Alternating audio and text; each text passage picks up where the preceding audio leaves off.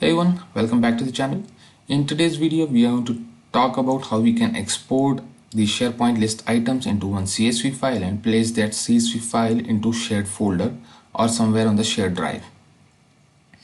So why this scenario came to my mind because recently I encountered one requirement where there was a third-party application which would like to access the SharePoint list, but they were not able to access that via any API, client ID, client secret, but they wanted the SharePoint team to place that CSV or the exported file to one network drive so that they can just fetch and read out the items from that network drive file. So probably if this is valid for me, then it could be valid for you. So probably it may help you out. So let's talk about it, how to get that in place. So I'll be creating one new flow and I would say that that's a scheduled flow. So I'll name that as get SP items to folder.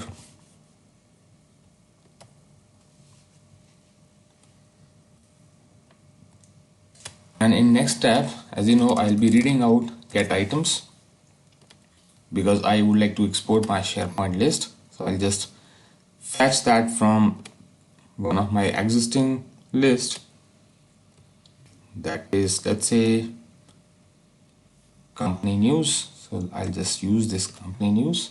It's having multiple items, and I'll not be limiting this list because I would like to extract all the Excel file entirely so that it can be in turn placed at share folder, and in turn the reporting team can just do any sort of reporting on top of that. So for next step, I'll be using one action, that is create CSV table.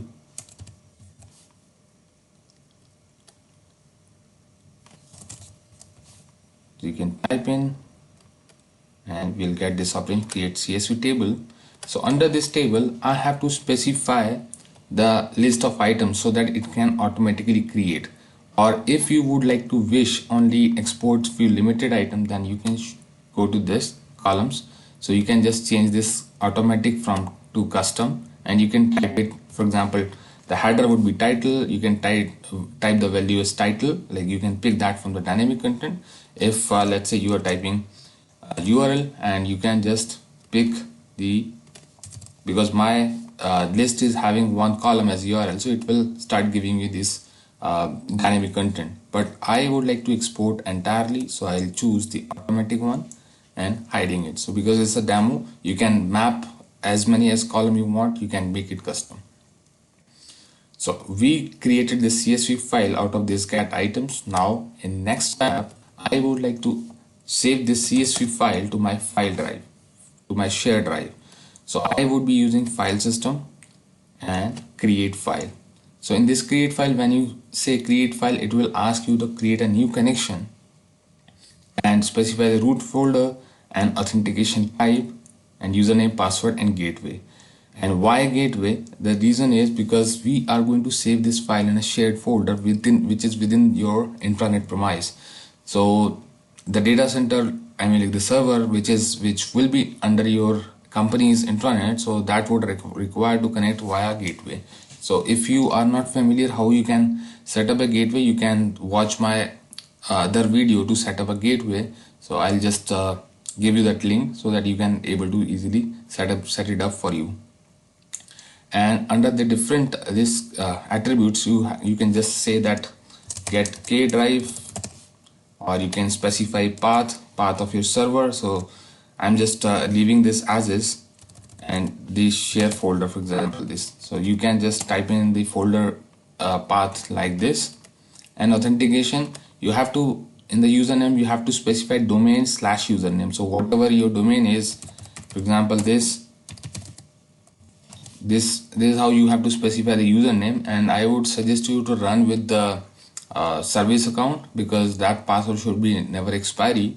So you can, for testing, you can just use yours one, but in production, actual production run, you should be recommended to use any service account. And under gateway, when you have your gateway available, then you can just simply select your gateway. So I am just removing this because I am having already one connection. So I'll just use that connection in place.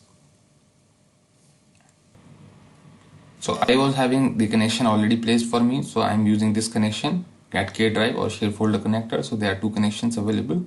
And if I just click on this, so directly I need to use this root path and file name. You can specify your own file name. And the output would be, if I just remove it, it will give me the output from this above step.